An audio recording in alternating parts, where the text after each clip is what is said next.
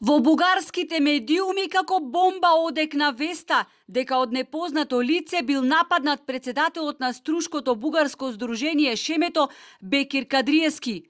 Како што пренесуваат тамошните медиуми, тој бил соборен на земја и клоцан. Лицето кое што го нападнало, навредувајќи го на етничка основа, наводно му се обратило со зборовите Валкан бугарин. Вријат и социјалните мрежи. Новоосвестените бугари шират дезинформации дека Кадриевски бил тешко повредел, дека едвам зборувал и дека бил оставен сам без лекарски надзор и во животозагрозувачка состојба, што од Струшката општа болница жестоко го демантираат.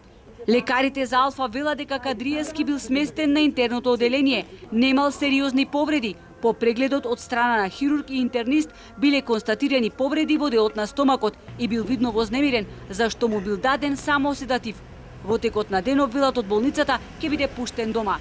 Во болницата покрај полицијата присутен бил и бугарскиот конзул, со кој Кадриевски побарал да зборува насамо. Инаку Кадриевски е државјанин на Република Македонија, а живее во Струшко Лабуништа. Тој нема бугарски пасош, но изјавува дека има бугарски идентитет.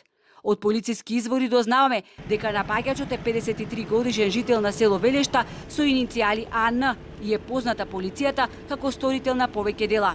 Како што дознаваме, инцидентот се случил напладне во близина на спортскиот центар во Струга.